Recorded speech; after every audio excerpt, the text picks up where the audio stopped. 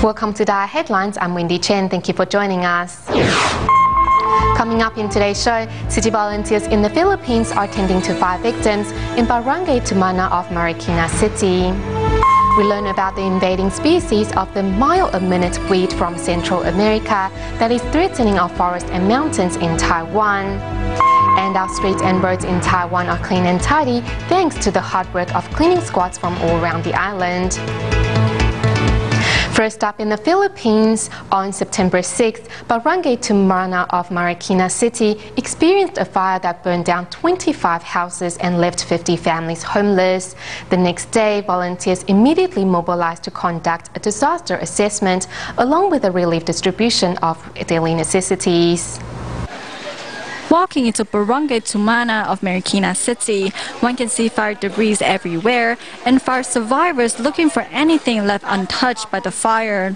In total, the fire destroyed 25 houses, affecting 50 households. When I came home, the fire was already very big. My children were asleep, so I quickly woke them and told them that we needed to run for our lives. We lost everything, but I told myself, as long as my family is safe, it is okay. The fire left most of its victims homeless, many of which are now staying at a temporary shelter. Even more heartbreaking is that most of the survivors were also victims of last month's flood. We can accept the damage done by the flood, but this time the fire destroyed everything. Now we don't even have one place to call home. The day after the fire, Tzu Chi volunteers arrived on scene to do a disaster survey. The cheerful songs brought by the volunteers helped the victims regain some strength to move on.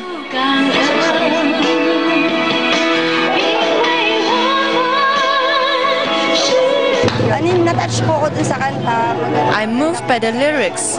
It really touched my heart. Thank you for helping us. Thanks to the love and care from the volunteers, the victims regained some strength to move on. In the future, the volunteers promise to stand by the victims' side as they help them rebuild their homes and lives. Staying on the topic of aid distribution but moving to Malaysia, on September 4th, heavy rainfall in Sudan of Kuala Lumpur caused the worst flooding in 6 decades, affecting 300 households. The Tzu Chi Kuala Lumpur and Selangor chapter soon mobilized volunteers to visit flood victims and handed out relief items and emergency cash. After the floods receded, every household put out soaked items under the sun to dry. Speaking of the worst flooding in 6 decades, many residents are still terrified. I never faced any flood before. We also scared. Every day I see the clouds before I sleep. I see whether is it going to rain. It's very scary for us.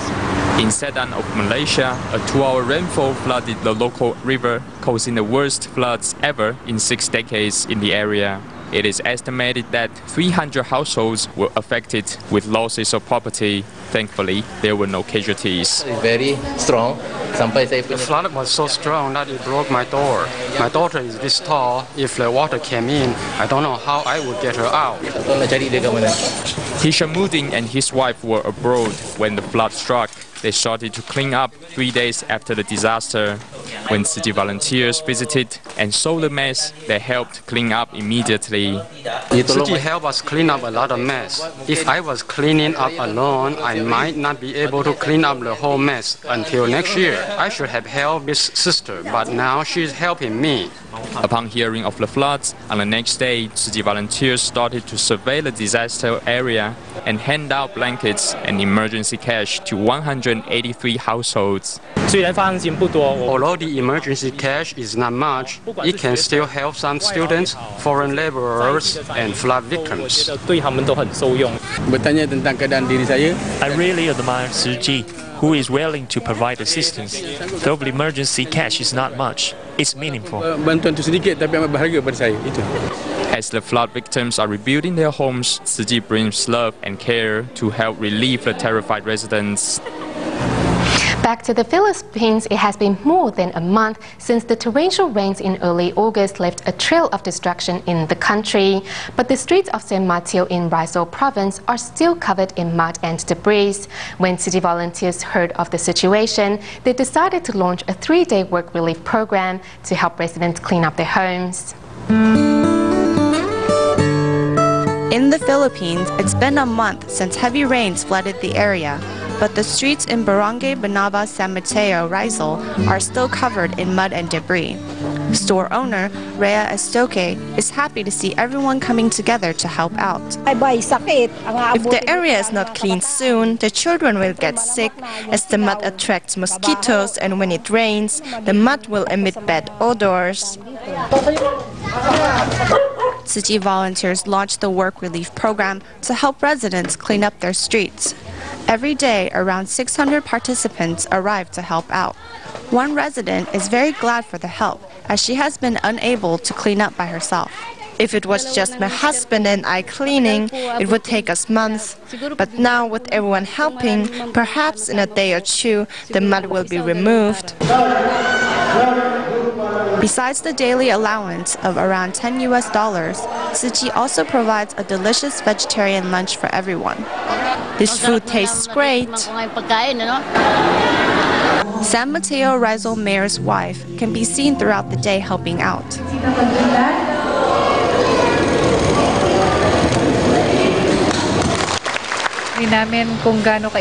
There's still lots of cleaning to be done, but we were able to see how residents of the North and South were inspired to work together.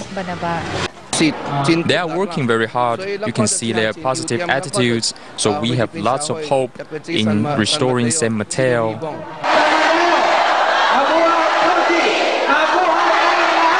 Turning positive attitudes into action, on the second day, the mayor suggests every participant wear a blue top while cleaning up. Even Barangay Banaba's chief got involved. So in the coming days, they can start rebuilding their lives and contribute to society again. This work relief program not only changed the environment, but also changed the residents' mindsets, as they were no longer alone in facing the disaster, but united in their efforts. Since most of the members of our community are participating in the cleanup work, we get our strength from each other, and we have hope within our hearts that we will recover from this calamity. I have learned wonderful things from the Tzu Chi Foundation. I hope to become a Tzu Chi volunteer later. In the meantime, I will donate money every month.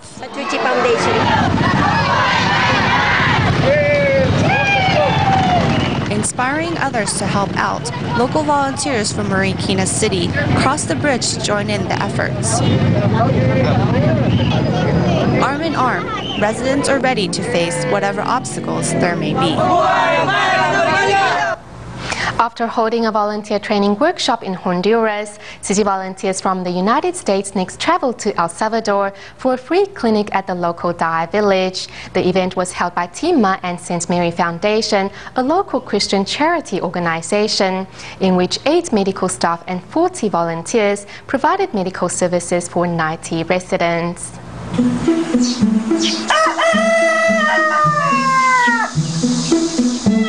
Marking their first time working together, Tzu Chi volunteers visit the St. Mary Foundation to introduce the 4 major missions of Tzu Chi.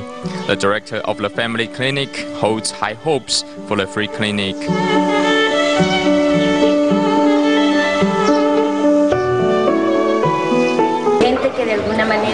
We are thankful for the opportunity to hold a free clinic with Tzu Chi. We provided medical staff and medicine. We hope those who cannot afford to see doctors can receive proper treatment in this free clinic.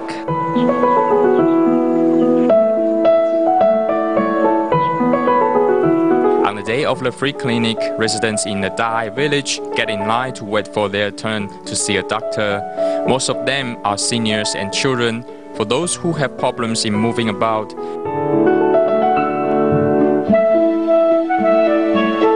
volunteers assist them in entering the clinic. To ensure no one is left behind, Dr. Rodrigo prolongs his time at the clinic. when I see people suffering, I just feel like we have to do something for it. And since this opportunity was available today, I just decided to take it and come and serve people that need us the most. I feel that we gotta be very thankful for the opportunity of serving and helping people that actually suffer. The half-day free clinic serves 90 residents as Tima's love continues to spread in El Salvador.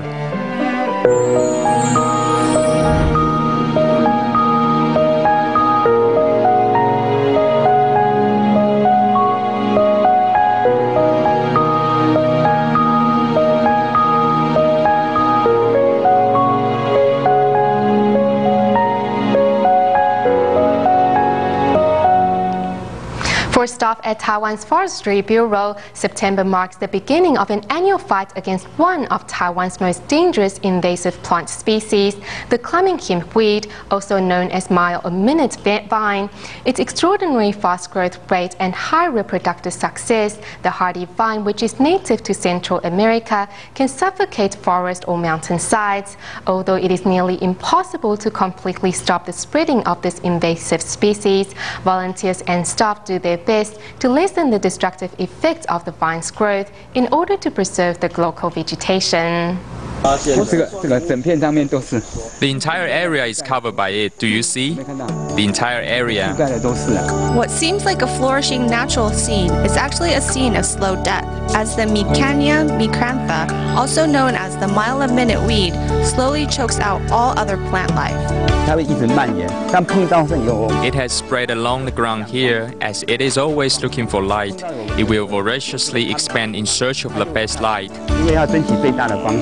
This mile-a-minute weed is native to Central America. The vine can be recognized by its distinctive triangular leaves. It exhibits clear phototaxis, which means that the vine actively searches out areas with the best sunlight, often twining itself on top of the trees and bushes. You see how it is climbing this tree. In time, it will cover the tree completely. With the tree's canopy covered by the vine, it will no longer be able to undertake photosynthesis. Once their ability to photosynthesize sunlight is blocked, the vegetation covered by the vine will die.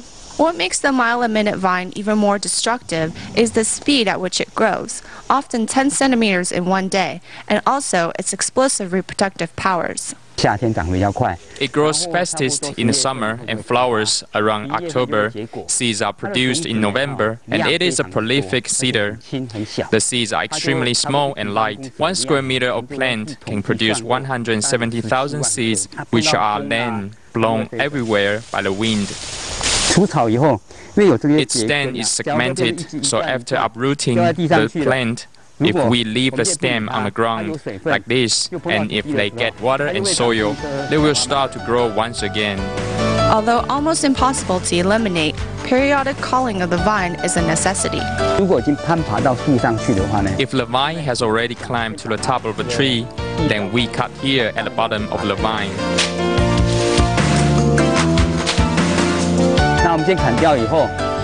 So after cutting, in about 1 or 2 months, the upper portions of the vine will naturally dry out.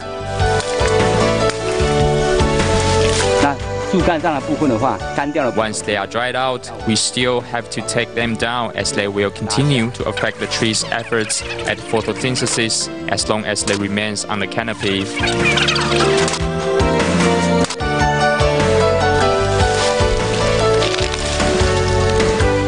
As for controlling the spread of the mile-a-minute vine, experts suggest that culling should begin at the roots.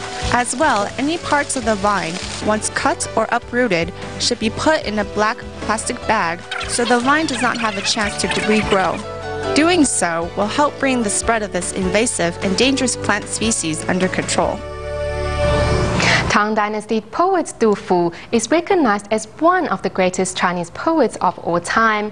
His poetry profoundly portrayed the rise and fall of the Tang Dynasty. When the Anzi Rebellion erupted, Du Fu fled to Chengdu, where he built a cottage right by the Wanhua stream. His 4-year residence there marked the peak of his artistic creation. To commemorate him, this residence, known as the Du Fu Thatched Cottage, was reconstructed according to the detailed description found in his poems. The words unrestrained and elegant best describe our impression of Tang Dynasty poet DaAi. Yet the legacy Du Fu that for us can be found in his expression. In the winter of 759, to escape the Anshi Rebellion, Du Fu and his family fled to Chengdu. The following year, with the assistance of friends, he built a straw-roofed cottage.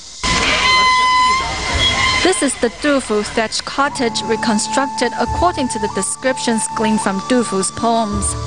This cottage covers around 24 hectares. Stepping through the main entrance, one enters a garden lined with groves of tall green bamboo, which is said to be the poet's favorite.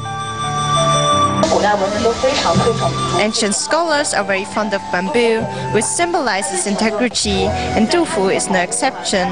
After the cottage was erected, Du Fu specifically wrote and dedicated a poem to the magistrate of Mianzhu County, requesting bamboo groves for his garden. The cottage is located next to the Wanhua stream, the subject of many of Du Fu's poems. The name, meaning water bathing over flower blossoms, was inspired by a beautiful maiden. While this maiden was washing clothes by the stream, a monk whose body was covered with scabs walked by. The monk asked the maiden to wash his kaseya, which was dirty and filthy. When the maiden washed the kaseya, a lotus flower would surface each time the robe was dipped in the stream. Du Fu, who fled from his hometown, found refuge in Chengdu, where he resides for 4 years while composing over 240 poems. His residence in the thatched cottage marked the peak of his poetic creation. From the Song to the Qing Dynasty, the Du Fu thatched cottage has been renovated 10 different times. The largest of the restoration projects took place during the Ming Dynasty and the Qing Dynasty. From then on, this became not only a museum commemorating one of the greatest poets of all time, but also a cultural mecca for people today.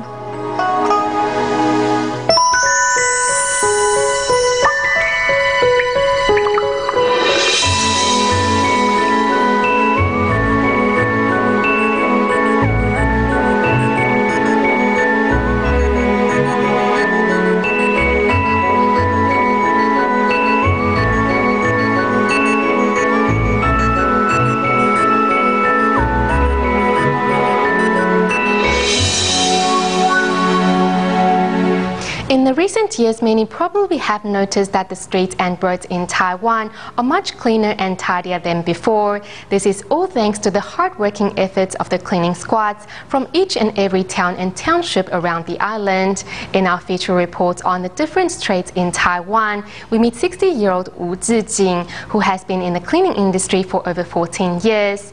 Cleaning the streets is never an easy thing, as one has to put up with changes in weather and also a high amount of back-breaking work. However, Wu Zhijing, who is an environmentalist herself, is happy to safeguard the planet through her work.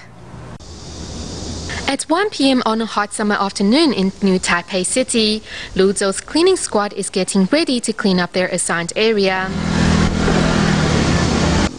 With a bamboo broom in hand, 60-year-old Wu Zhijing is quick to get the work going. I just keep on drinking water. In just one morning, I need about 1.6 liters of water, and I also add some salt to it. Not afraid of the tough working conditions, Wu focuses on getting her job done quickly. An environmentalist herself, the woman used a recycled advertisement board, a plastic basket and wheels to make an eco-friendly trolley. I attached 4 wheels on the bottom, and on top used this advertisement board to hold up the trolley. We put the plastic bags in here. One can find all sorts of handmade rubbish trolleys used by the cleaning squad of Luzhou, all of which are environmentally friendly and convenient tools. It is important for these street cleaners to use tools to help make their heavy labor work easier. When the designated cleaning areas are not within walking distance, workers also have to fit their equipment onto scooters. I punched a hole on the right and left side, and then I put it on my scooter like this. I am leaving now. Regardless of the weather conditions, street cleaners are never absent and are always hard at work. Communities with more residents also means an increase in the amount of rubbish. On a street less than 10 meters long, Wu Zijing finds plastic bottles, betel nuts residual and cigarette butts. We get a lot of cigarette butts and betel nut residue, many betel nut boxes and drink bottles.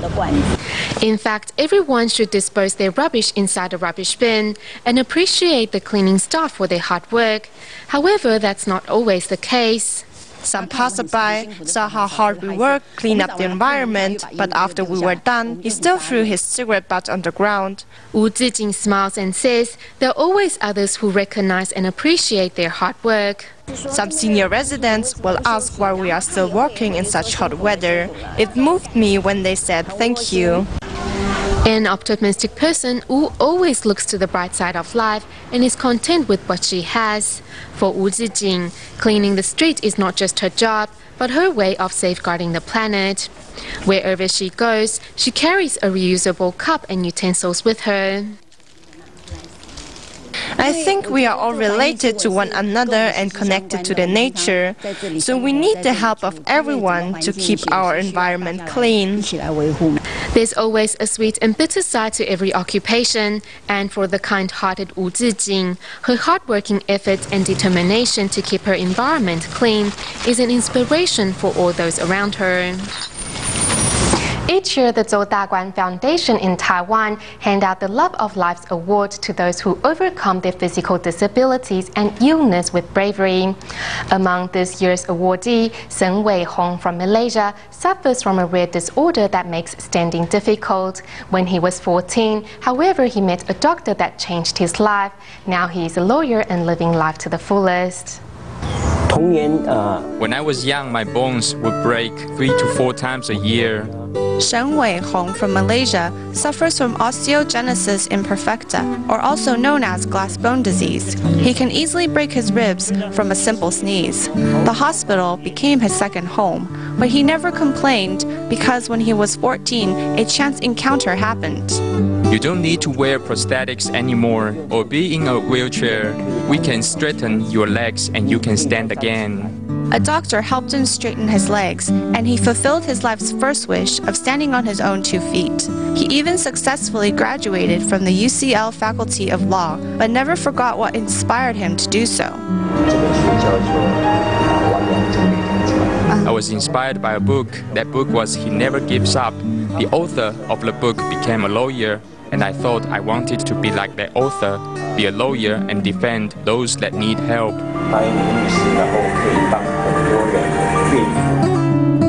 Turning a tragedy into a blessing, this Love of Lives Award recipient is now living his own happy ending with his wife and daughter. To Shen, as long as there's a way, there's hope. The life story of Tzu Chi volunteer Zhang Junxiang, a passionate artist, has been turned into a DaAi drama. He was recently invited to share his experiences at the Jingsi Books and Cafe in Thailand, where many parents and their children arrived to participate. Zhang encouraged everyone to pursue their interest. We'll leave you with these images. Thank you for tuning in. Goodbye.